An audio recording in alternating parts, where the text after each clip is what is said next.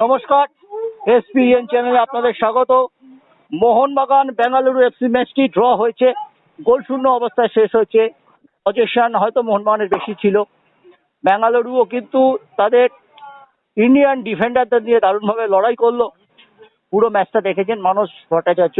মানসদা লাইনে আছেন। মানসদা, ম্যাচটা কেমন হলো? দেখো, আমি বলবো যে মোহনবাগানের এই ম্যাচ থেকে 3 পয়েন্ট নিয়েই ফেরা উচিত ছিল।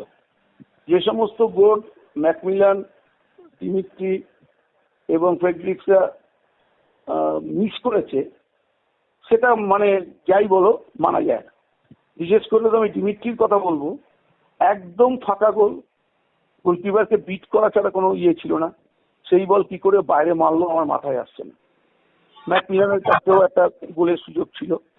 তবে অপরদিকে সেকেন্ড হাফে প্রথম হাফটা অনেকটাই নিজেদের গুটিয়ে রেখেছিল বেঙ্গালুরু, কিন্তু দ্বিতীয়ার্ধে তারা কিন্তু অনেকটাই অ্যাটাক করেছে এবং গোলের খুব কাছে পৌঁছেও গেছিল। উইলিয়াম সানচেজরা খুব চেষ্টা করেছে গোলের মুখ খোলার, কিন্তু তারা পারেনি।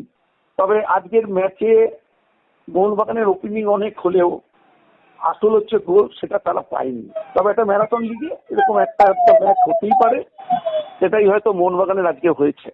এর পরের ম্যাচটা মুম্বাই সিটিকে খেলবে কলকাতায় মোহনবাগান। এই ম্যাচের এফেক্টটা আমার মনে হয় ওই 20 তারিখের ম্যাচে মোহনবাগান পাবে। মোহনবাগান আলটিমেটলি খুব যে খারাপ খেলেছে আমি বলবো না। সুভাশিস আজকেও বাদিকটা সচল রাখার চেষ্টা করেছে, বারবার অ্যাটাকে উঠে এসেছে। আপুইয়া, অনিরুদ্ধ থাপা তারাও খেটেছে। আসলে দেখো, ফুটবলে গোল হচ্ছে শেষ কথা। সেই গোল যদি তুমি করতে না পারো, তুমি মানে জিততে পারবে না। ওভারঅল কিন্তু মোহনবাগানের বল পজিশনও ভালো ছিল, পাস অ্যাকিউরেসিও ভালো ছিল এবং গোলমুখী শট এবং গোল তৈরি করার ক্ষেত্রে সংখ্যায় তারাই কিন্তু বেশি ছিল।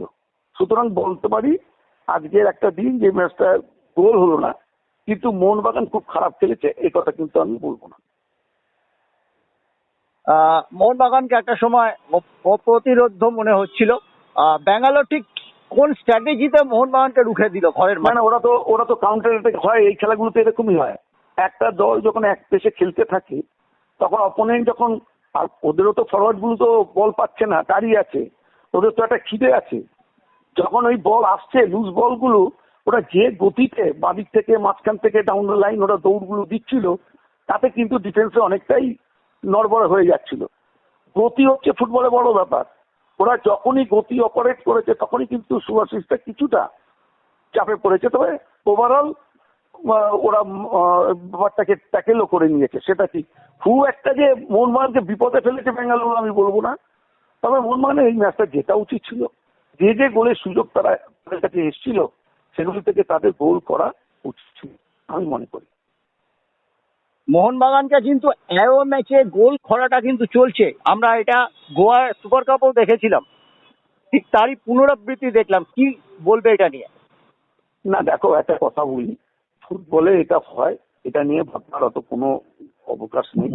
পরপর 4টে ম্যাচ জিতেছে, পঞ্চম ম্যাচটা বেঙ্গালুরুর মতো একটা কঠিন দলের বিরুদ্ধে ড্র করেছে।